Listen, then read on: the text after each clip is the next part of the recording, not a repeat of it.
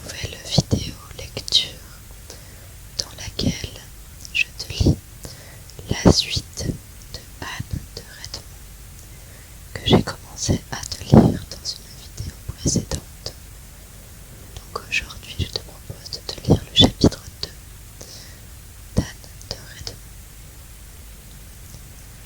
Alors ce ne sera pas une vidéo de lecture chuchotée, mais plutôt une vidéo de lecture à voix basse pour te détendre et te relaxer. J'espère que cette vidéo te plaira.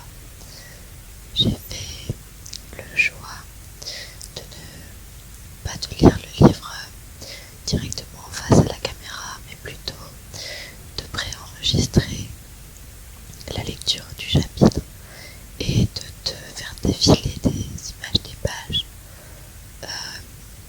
pour que tu puisses, si tu le souhaites, lire en même temps que moi. Mais tu peux également fermer les yeux et simplement écouter l'histoire d'Anne de Redmond.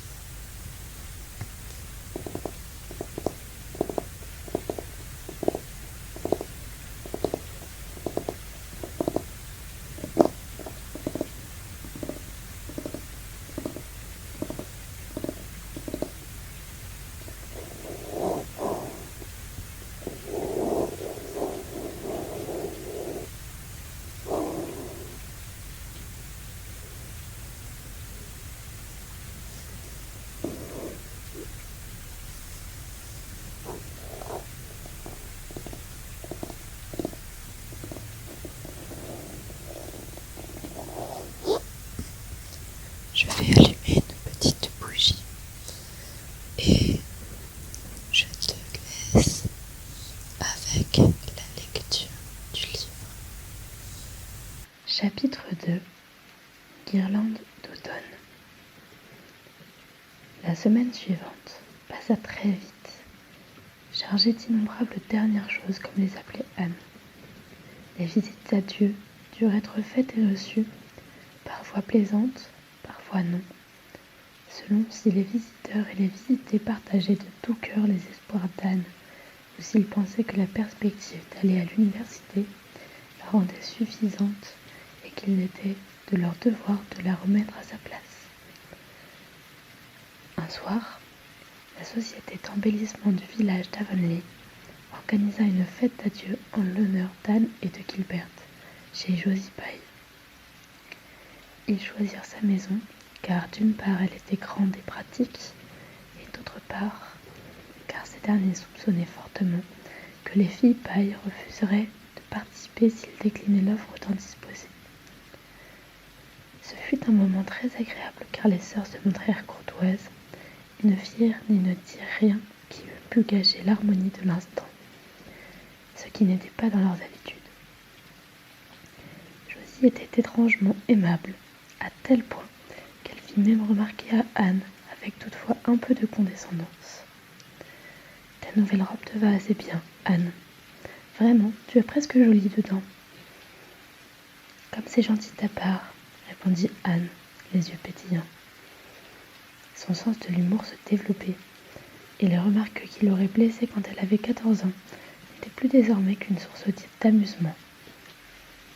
Josie soupçonna qu'Anne se moquait d'elle, derrière ce regard malicieux, mais elle se contenta de chuchoter à l'oreille de Cartier, alors qu'elle descendait les escaliers, qu'Anne, tu verras, n'en finirait plus de prendre de grands airs, maintenant qu'elle allait à l'université.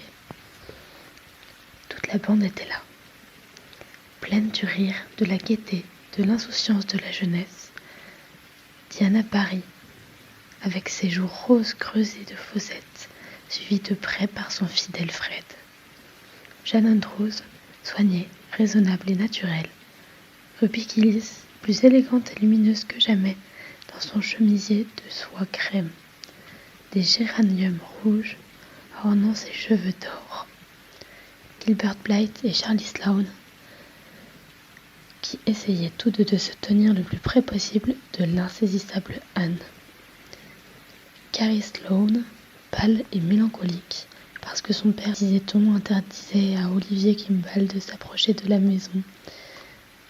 Maudie Spurgeon Macpherson, dont le visage rond et les oreilles disgracieuses étaient plus ronds et disgracieuses que jamais, et Billy Andrews, qui resta assis dans un coin toute la soirée, en ricanant dès qu'on lui adressait la parole, regardait Anne Shirley avec un sourire béat qui s'étendait d'un bout à l'autre de son large visage constellé de taches de rousseur. Anne avait appris qu'une soirée devait avoir lieu, mais elle ignorait que Gilbert et elle, en tant que fondateurs de la société, seraient l'objet d'un discours très élogieux et recevraient des gages de respect. Un recueil de pièces de Shakespeare pour elle et un stylo-plume pour lui. Elle fut si surprise et touchée par toutes ces gentilles choses lues par Maudie Spurgeon, prenant un ton de ministre des plus solennels, que ses larmes noyèrent complètement l'éclat de ses yeux gris. Elle avait travaillé avec loyauté et acharnement pour la Seva, et ça lui fit chaud au cœur d'entendre que ses membres appréciaient si sincèrement ses efforts. Et ils étaient tous si sympathiques, attentionnés et joyeux. Même les pailles firent preuve de bonne volonté, qu'à cet instant, Anne aima le monde entier. Anne apprécia énormément la soirée, mais sa conclusion la gâcha un peu. Gilbert fit de nouveau l'erreur de lui dire quelque chose de sentimental, alors qu'il dînait dans la véranda, baignée de lune, et Anne, pour le punir, se montra courtoise avec Charlie, et accepta qu'il la raccompagne chez elle. Elle découvrit toutefois que personne ne pâtit plus d'une vengeance que celui qui tente de l'infliger. Gilbert partit joyeusement avec Ruby, et Anne put les entendre rire et parler avec enthousiasme, alors qu'ils s'éloignaient, dans la fraîcheur et la paix automnale. De toute évidence, ils s'amusaient beaucoup, alors qu'elle s'ennuyait terriblement en compagnie de Charlie, qui parlait sans s'arrêter, et jamais, ne serait-ce que par accident, de choses qui valaient la peine d'être entendues. Anne lui concédait un occasionnel oui ou non, prononcé d'un air absent, en songeant combien Ruby était belle ce soir, combien les yeux de Charlie paraissaient globuleux à la clarté de la lune, plus encore qu'en plein jour.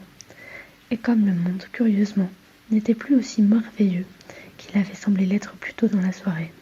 « Je suis tout simplement épuisée, voilà mon problème », pensa-t-elle quand elle se retrouva soulagée, seule dans sa chambre. Et elle en était sincèrement convaincue.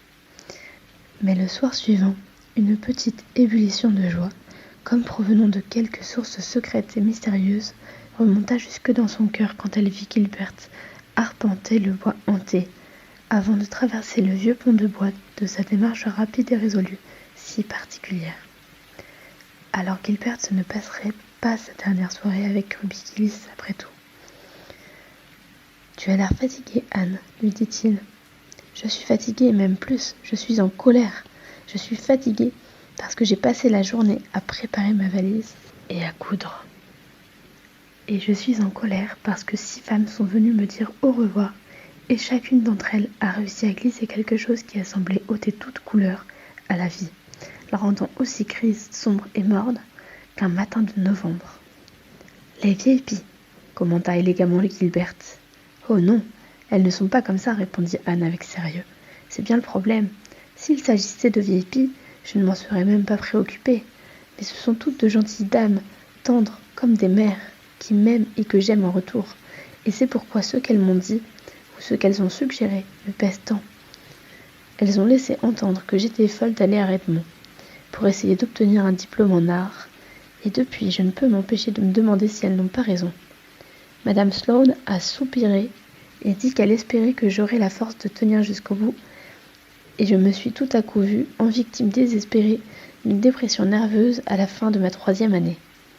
Madame Wright a dit que ces années à Redmond devaient coûter affreusement cher, et j'ai eu le sentiment étouffant qu'il était impardonnable de dilapider l'argent de Maria et le mien pour une folie pareille. Madame Bell a dit que elle espérait que je ne laisserais pas l'université me corrompre, comme ça arrive à certains, et j'ai senti au plus profond de mon être qu'à la fin de ces 4 ans là-bas, je serais devenue une créature insupportable qui pense tout savoir et qui méprise tout le monde. Et qui méprise tout et tout le monde. Madame Wright a aussi dit qu'elle avait entendu que les filles de Redmond, en particulier celles qui viennent de Kingsport, étaient terriblement bien habillées et snob, et qu'elle imaginait que je ne serais jamais à mon aise parmi elles. Et je me suis vue, moi, la fille de la campagne, démodée, humiliée, moquée, errant dans les fastueux couloirs de l'université, avec mes bottines à bout ferré. Anne ponctua son discours de rire mêlé de soupirs. Sa nature sensible conférait à chaque désapprobation un poids particulier, y compris la désapprobation de ceux dont elle ne respectait que très peu l'opinion. À cet instant, la vie lui paraissait fade et ses ambitions avaient été balayées comme une bougie soufflée. « Ne me dis pas que tu accordes de l'importance à ce qu'elle raconte, » protesta Gilbert. « Ce sont certes des merveilleuses créatures, mais tu sais combien elles sont étroites d'esprit. Faire quelque chose qu'elles n'ont jamais tenté, c'est la malédiction assurée. Tu es la première fille d'Avonlea à aller à l'université, et tu sais bien que les pionniers sont toujours accusés d'être fous et des rêveurs. » « Oh, je sais, mais ressentir et savoir sont deux choses bien différentes. Mon bon sens me dit la même chose que toi, mais il arrive parfois que le bon sens n'ait aucun pouvoir. Le mauvais sens prend possession de mon esprit. Honnêtement, après le départ de Madame Wright, j'avais à peine le cœur à finir ma valise. Tu es simplement fatiguée, Anne. Allez, oublie tout ça et viens te promener avec moi. Je t'emmène en excursion dans les bois, derrière le marais. Il devrait y avoir quelque chose que j'aimerais te montrer. Il devrait? Tu n'en es pas sûre? Non, tout ce que je sais, c'est que c'est possible, d'après quelque chose que j'y ai vu au printemps. Allez, viens, nous ferons semblant d'être de nouveau des deux enfants portés par le vent. Ils se mirent joyeusement en route, Anne gardant à l'esprit les événements désagréables de la veille, se montra très gentil avec Gilbert. Et Gilbert, qui gagnait en sagesse, prit grand soin de n'être, comme autrefois, qu'un bon camarade. Madame Lynde et Marilla les observaient depuis la fenêtre de la cuisine. Un jour, ils se marieront, commenta Rachel Lynde d'un air approbateur. Marilla grimaça légèrement. Au fond de son cœur, elle l'espérait aussi, mais elle fut froissée de l'entendre de la bouche de Madame Lynde, avec ce ton désinvolte qu'elle réservait aux ragots. « Ce ne sont encore que des enfants, » répondit-elle sèchement. Madame Lynde rit de bon cœur. « Anne a 18 ans. J'étais déjà mariée à son âge. Les vieilles femmes comme nous, Marilla, ont trop tendance à croire que les enfants ne grandissent pas. Voilà ce que j'en dis. Anne est une jeune femme et Gilbert est un homme, et il vénère le sol sur lequel elle marche, comme chacun l'a remarqué. C'est un bon garçon, et Anne ne pourra pas trouver mieux. J'espère qu'elle ne se mettra pas en tête quelques absurdités romantiques à Redmond. Je n'approuve pas, et je n'ai jamais approuvé ce genre d'école mixte. Je ne crois pas que les étudiants fassent autre chose qu'y batifoler, conclut Rachel Lynde d'un ton solennel. Ils doivent bien étudier un peu, dit Marilla avec un sourire. Si peu, soupira Madame Rachel. Quoi qu'il en soit, je pense qu'Anne se concentrera sur ses études. Et elle n'a jamais été du genre à batifoler. Mais ce que j'en dis, c'est qu'elle n'apprécie pas Gilbert à sa juste valeur. Oh, les filles, je les connais. Charlie Sloane est fou d'elle, lui aussi. Mais je ne conseillerais jamais à Anne d'épouser un Sloane. Ce sont des gens respectables, honnêtes et bons, bien sûr. Mais au bout du compte, il reste des Sloane. Marilla acquiesça. Pour quelqu'un d'extérieur, entendre dire que les Sloane restaient des Sloane n'était sûrement pas très parlant. Mais Marilla comprenait. Tout village avait une famille comme celle-ci, tous respectables, honnêtes et bons qu'ils étaient. Il n'en demeurait pas moins des Sloane, quand bien même ils parlaient la langue des hommes et celle des anges.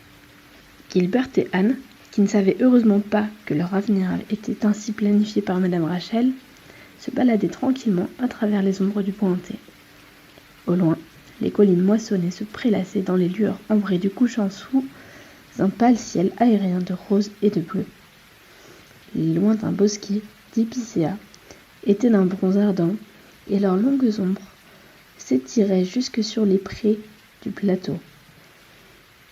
Autour d'eux, une petite brise chantait entre les aiguilles des sapins, et on pouvait entendre vibrer la note de l'automne.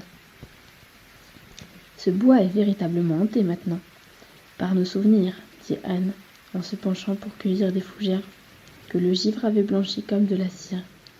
J'ai le sentiment que les petites filles que nous étions, Diana et moi, jouent encore par ici, qu'elles s'assoient près de la source, de la Dryade, au crépuscule, en donnant rendez-vous aux fantômes. Tu sais, je ne peux toujours pas remonter ce chemin à la nuit tombée, sans ressentir cette ancienne peur qui me fait frissonner. Il y avait un spectre que nous avions inventé particulièrement effrayant, celui d'un enfant assassiné qui se faufilait derrière toi et glissait ses doigts glacés dans ta main.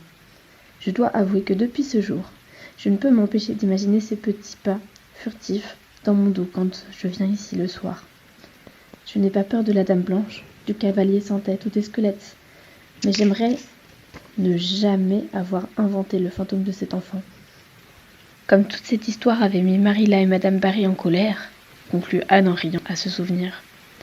Aux confins des marais, les bois offraient un panorama de paysages pourpres tissés de toiles d'araignées. Après avoir dépassé une morne plantation d'épicéas noueux et un vallon bordé d'érables et baigné de soleil, ils trouvèrent la chose que Gilbert cherchait. « Ah, le voilà !» dit-il avec satisfaction.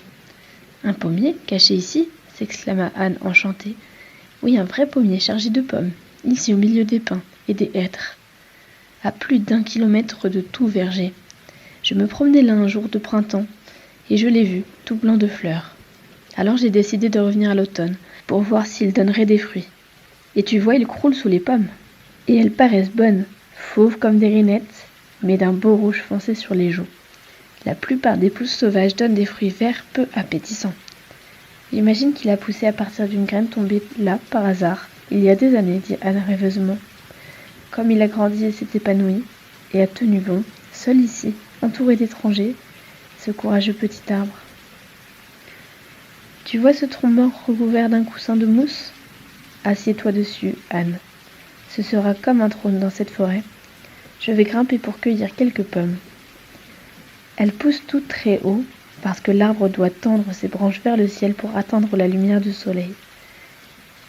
Elles se révélèrent délicieuses.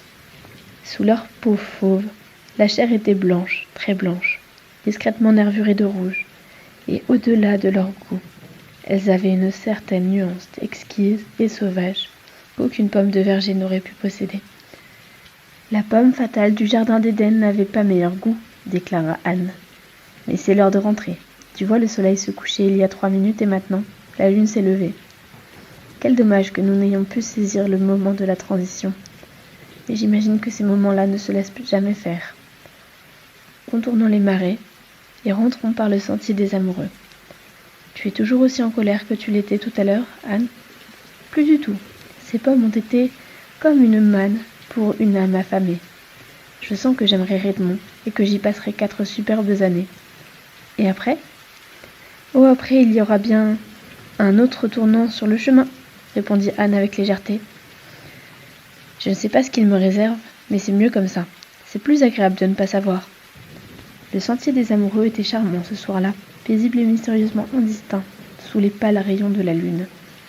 Ils cheminèrent dans un agréable silence complice, n'ayant ni l'un ni l'autre envie de parler. Si Gilbert se conduisait toujours comme s'il s'est conduit ce soir, tout serait bien plus simple et plaisant, songea Anne. Gilbert observait Anne qui marchait à ses côtés, délicate et gracieuse, dans sa robe légère. Elle lui évoquait un iris blanc. Je me demande si je réussirai un jour à compter pour elle, pensa-t-il, sans trop y croire.